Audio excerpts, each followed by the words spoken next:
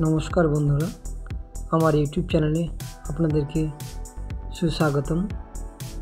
আপনারা দেখতে পাচ্ছেন ড্রাগন চাষের কিছু পদ্ধতি, কি কি সার ব্যবহার করতে হবে এবং কি কি জৈব সার আছে, কি কি রাসায়নিক সার ব্যবহার করা যাবে, আপনাদেরকে সমস্ত ইনফরমেশন এই ভিডিওর মাধ্যমে আপনারা পেয়ে যাবেন।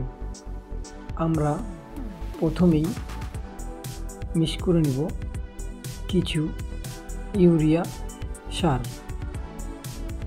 আপনারা যে কোনো ওষুধের দোকানে বা সারের দোকানে পেয়ে যাবেন। হালকা পরিমাণ ইউরিয়া সার আমরা দিয়ে দেওয়ার পর আমরা কিছু আরও অন্যান্য সার ব্যবহার করব। আপনারা দেখতে থাকুন। আমি ইউরিয়া সার কিছুটা বেশি পরিমাণে দিয়ে দিলাম, কারণ আমার মাটি এখানে অনেক রয়েছে। এখন আমি আপনাদেরকে দেখাচ্ছি যে পটাশ, তারপরে আপনার হালকা পরিমাণ, তারপরে কিছু ফ্ল্যাটন দিয়ে দিচ্ছি, পোকামাকড় না ধরে। ফ্ল্যাটনটা দেওয়ার সময় একটু দেখে নেবেন চারো সাইডে ঠিকঠাক মাটির মধ্যে ব্যবহার হয়ে গেছে নাকি। তারপর আমরা দিয়ে দিব কিছু নিম খোল গাছে অনেক পুষ্টিগুণ খাওয়ার। তারপর আমরা দিচ্ছি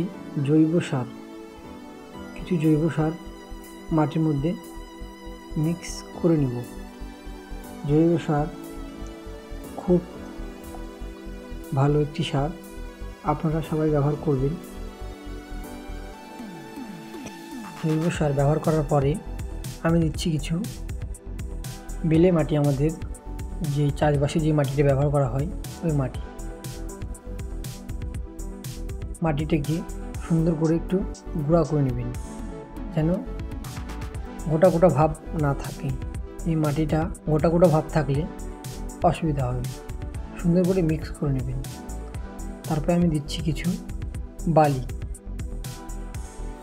বালি ব্যবহার করবেন। 30% বালি ব্যবহার করলেই যথেষ্ট। তারপরে আমি আপনাদেরকে দেখাচ্ছি ড্রাগন গাছের গোড়াটা ঠিক পরিষ্কার করে নেবেন। যেভাবে আমি দেখাচ্ছি এভাবে পরিষ্কার করে নেবেন। সমস্ত গোড়া সুন্দর করে পরিষ্কার করে নেবেন। পরিষ্কার করা হয়ে গেলে আপনি একটু জলও দিতে পারেন, হালকা করে, না দিলেও চলবে, কিন্তু মাথায় রাখবেন যে গোড়াটা যেন একটু ভালো করে পরিষ্কার হয়ে যায়। ঠিকঠাক করে গোড়া পরিষ্কার করার পরে আমি চারা রোপণ করে দিলাম। চারাটা ঠিক মাটির 1 থেকে 1.5 ইঞ্চি গভীরত্বে নিয়ে যাবেন। এই গভীরত্ব বেশিটা করার দরকার নেই, কারণ না হলে গোড়া পচে যাবে। ধন্যবাদ।